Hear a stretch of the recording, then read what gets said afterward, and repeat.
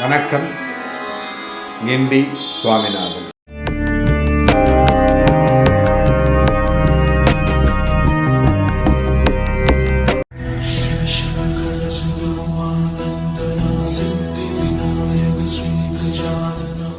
திருதராஷ்டிரனுடைய மனைவி காந்தாரி என்பது எல்லாருக்கும் தெரிந்த உண்மை. காந்தார நாட்டினுடைய இளவரசி, ஒரே மகள், மிகவும் அழகானவள், 45 சகோதரர்களை கொண்டவள். அப்படிப்பட்ட காந்தாரி, அவளுக்கு ஒரு பையனுடைய ஜாதகம் வருகிறது. ஜாதகம் என்றால் அது ஜாதகம் அல்ல, ஓலை. இது எப்படி வருகிறது என்றால்,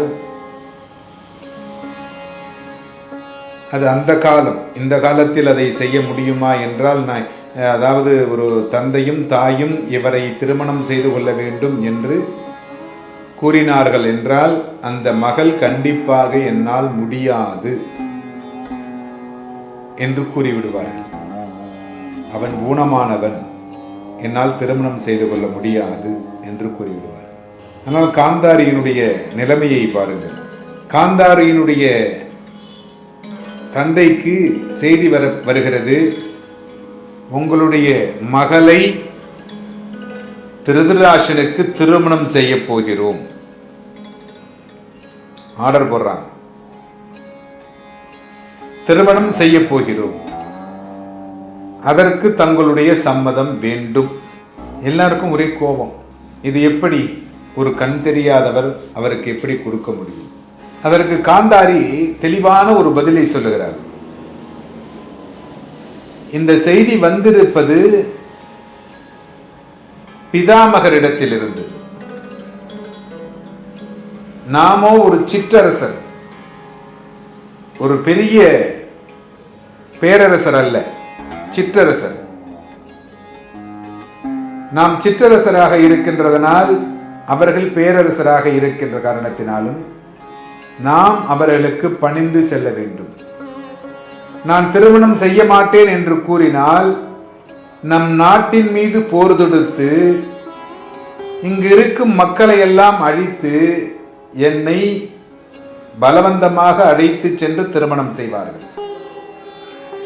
அதற்கு நானே மனம் வந்து ஏற்றுக்கொண்டு என்னுடைய நாட்டையும் என்னுடைய தந்தையையும் காப்பாற்றுகிறேன்.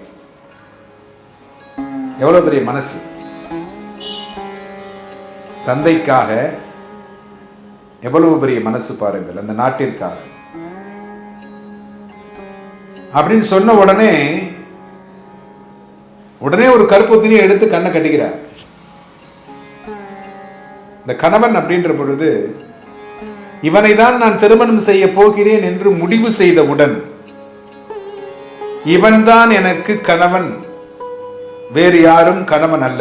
ஆசைகள் எவ்வளவு இருந்தாலும் அதையெல்லாம் எடுத்து வைத்துவிட்டு, திருதராஷ்டிரன் தான் கணவன் என்றவுடன், கணவன் பார்க்காத இந்த உலகத்தை இனி நானும் பார்க்க மாட்டேன்.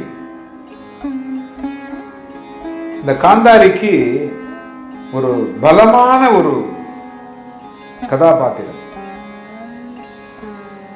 கதாபாத்திரம் என்பதை விட ஒரு பலமான ஒரு இடத்தில் அமர்ந்திருக்கக்கூடியவர். ஆனால் அவளை பற்றி இந்த மகாபாரதம் நிறைய இடங்களில் சரியாக கூறவில்லையோ என்பது எனக்கு வருத்தம் உண்டு.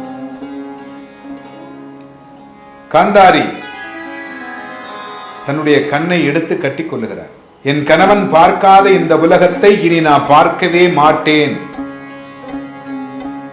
என்று கூறுகிறார். செய்தி தந்தைக்கு செல்லுகிறது. தந்தையும் சந்தோஷப்பட்டு, நம் மகள் நம்மை புரிந்து கொண்டு நமக்காக இந்த வேலையை செய்து கொடுக்கிறாள் என்று சந்தோஷப்பட்டு பிதாமகருக்கு செய்தி அனுப்புகிறார். காந்தாரியினுடைய திருமணம் மிக சிறப்பான முறையிலே நடைபெற்று, திருதராஷ்டிரனுடைய மனைவியாக இந்த மகாபாரதத்தினுடைய மிக முக்கியமான ஒரு கதாபாத்திரமாக இருந்து காந்தாரி ஒரு நல்ல மனைவியாக வாழ்ந்து மகனுக்காக நிறைய தியாகங்களை செய்து வாழ்ந்தவர்தான் காந்தாரி. மகாபாரதத்தினுடைய ஊடல் கதைகளை நாம் நாளைய தினமும் தொடர்ந்து பார்ப்போம்.